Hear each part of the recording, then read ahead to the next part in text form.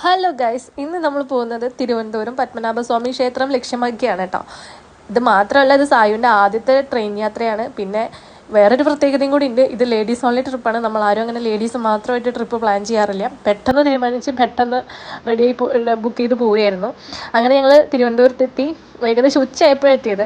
അത് കഴിഞ്ഞിട്ട് നമ്മൾ ഡ്രസ്സൊക്കെ ചേഞ്ച് ചെയ്ത് നമ്മൾ പത്മനാഭസ്വാമി ക്ഷേത്രത്തിലേക്ക് ആദ്യം പോയത്. നമ്മൾ ഈ ഫോട്ടോസിൽ കാണുന്ന പോലെയൊന്നുമല്ല, അതിലും അടിപൊളിയാണ് കാണാൻ വേണ്ടിയിട്ട്. ഉള്ളിൽ പോയി കഴിഞ്ഞാൽ അതൊരു വേറൊരു ലോകം തന്നെയാണ്.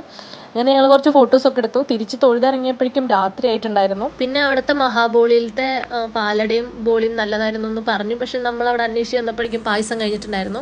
ഞങ്ങൾ പിന്നെ നേരെ അവിടെ ചോദിച്ചറിഞ്ഞ് അന്നപൂർണയിലേക്കാണ് വിട്ടത്. അവിടുത്തെ മസാല ദോശയൊക്കെ അമ്മയ്ക്കും നല്ല ഇഷ്ടമായി. എല്ലാം നല്ല ഫുഡായിരുന്നു. കടായി പനീറും പനീർ ബട്ടർ മസാല അങ്ങനത്തെ സാധനങ്ങളാണ് നമ്മൾ ട്രൈ ചെയ്തത്. സായുവിനും ഒത്തിരി ഇഷ്ടമായിട്ടുണ്ടായിരുന്നു. പിന്നെ ഏകദേശം രാത്രി ആയത് കൊണ്ട് പിന്നെ നമുക്ക് അവിടെ ഒന്നും വിസിറ്റ് ചെയ്യാനൊന്നും ഉണ്ടായിരുന്നില്ല. ഞങ്ങൾ തിരിച്ച് റൂമിലേക്കാണ് വന്നത്. റൂമിൽ വന്നപ്പോൾ ഒരു 9:30 ആയപ്പോൾ ഉത്സവം പോകുന്നുണ്ടായി. അതെന്താ സംഭവം എന്നൊന്നും നമുക്ക് മനസ്സിലായില്ല. പക്ഷേ നല്ല നാസിക് ഡോലും നല്ല മേളവും ആനയും ഒക്കെ ഉണ്ടായിരുന്നു. സായുവിന് അത് ഒത്തിരി ഇഷ്ടമായി. അവളവിടെ സൈഡിൽ നിന്ന് അതിനൊപ്പം നിന്ന് ഡാൻസ് ചെയ്യുന്നൊക്കെ ഉണ്ടായി. അങ്ങനെ പിന്നെ എന്തായാലും തിരുവനന്തപുരം വന്നതല്ലേ എന്ന് വെച്ചിട്ട് ഇവിടുത്തെ മസ്റ്റ് വിസിറ്റ് അമ്പലങ്ങളൊക്കെ ഒന്ന് പോകാമെന്ന് വിചാരിച്ചു. രാവിലെ തന്നെ ഈ ആറ്റുകാലാണ് പോയത്. ആറ്റുകാൽ അമ്മയെ നല്ല അടുത്ത് കാണാൻ പറ്റി, തൊഴാൻ പറ്റി. ഇതിനിടയ്ക്ക് നമ്മൾ ഗണപതി ക്ഷേത്രത്തിൽ പോയിട്ടുണ്ടായിരുന്നു.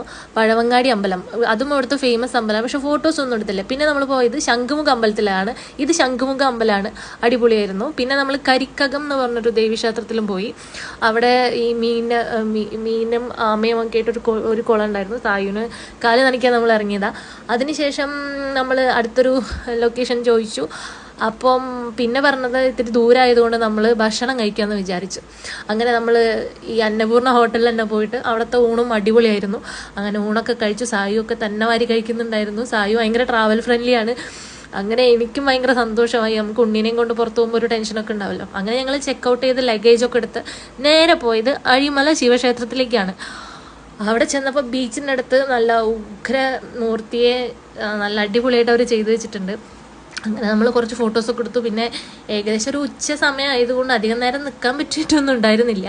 നല്ല ബീച്ച് ഏരിയയിലാണ്, നല്ല കാറ്റൊക്കെ ഉണ്ടായിരുന്നു, നല്ല അടിപൊളിയായിരുന്നു. ഒരു രാത്രി സമയങ്ങളിൽ പോവുകയാണെങ്കിൽ ഒന്നും കൂടെ സമയം ചിലവഴിക്കുകയാണെങ്കിൽ നല്ലതായിരുന്നു. നമുക്ക് ട്രെയിൻ രാത്രി ഉള്ളതുകൊണ്ട് നമുക്ക് വേഗം പോയി വരേണ്ടി വന്നു. അത് കാരണം ഞങ്ങൾ വേഗം പോന്നു. പിന്നെ കാല് പൊള്ളി കാരണം അധികം ഫോട്ടോസൊന്നും എടുക്കാൻ പറ്റിയില്ല.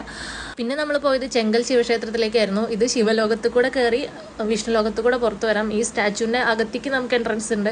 എൻട്രൻസ് ഫീസ് 200 രൂപ മാത്രമാണ് കേട്ടോ. തിരുവനന്തപുരം അടിപൊളി സ്ഥലമാണ്, അടിപൊളി ആൾക്കാരും. ഒരു 5 ദിവസമെങ്കിലും കയ്യിൽ പിടിക്കണം. അങ്ങനെ നമുക്ക് ഇനി അടുത്ത വ്ളോഗിൽ കാണാം. അതുവരേക്കും സ്റ്റേ ട്യൂൺ, ബൈ ബൈ.